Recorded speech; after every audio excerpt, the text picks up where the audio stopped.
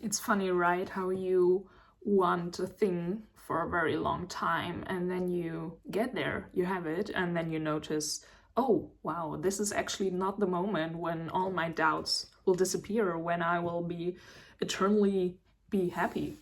Um, yeah, that's what I'm kind of noticing now. I'm in a interesting time of my life. I'm taking a gap year after finishing my studies, and I just bartend to get some money in, but other than that, I don't have any other obligations like a 9 to 5 job or a university career. So I have a lot of time to choose freely, and yeah, I have this utter and complete freedom that I wanted for a time now. I haven't taken a gap year since high school, and I really longed for this, to also have this time in my life to be young and free, haha, but to also have this time and the right headspace to be creative and to work on projects that I didn't really get to before.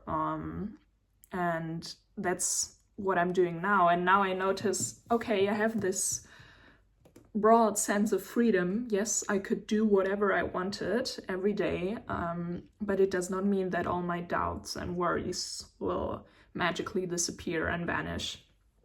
And I still have, if I think about it too long, if I think about my future or what my life will look like in some months and years, if I think about that too long, I get anxious too. Because I have bits and pieces of what I like. I have a lot of things that I'm interested in. I have very deeply rooted passions, but I don't know if I should actually pursue them, if this passion could turn into a career, where it all will lead me. And I'm in the middle of figuring that out, I guess. And what helps me in these times of uncertainty is that trying to accept the situation, because in a way this is actually what I longed for a very long time. I'm sorry, to have it, to be at a different, to do things differently. And because I always say things can't turn out differently if you don't do them differently. So now I'm not planning ahead. I'm not regulating my life every day and every week and every year. And I'm just letting things happen to me more, which is something that I'm not very good at because I'm not used to it. So now I'm trying that, and I'm accepting that, well, of course, there are new fears and doubts coming because you're doing things differently, and that also bring up different kinds of worries and thoughts, but also different positive feelings. So that's point number A, to accept it, to accept the situation that I longed for in a way too.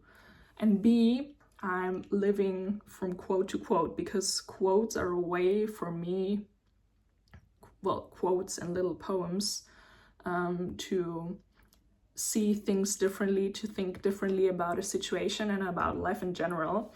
And there's this saying, right, that sometimes actually it's not about the goal itself, but about the person you become while pursuing that goal.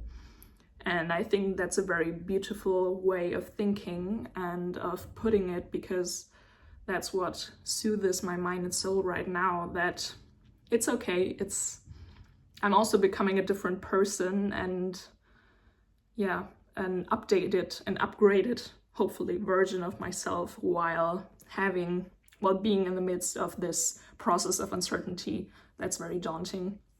And like Rilke also said,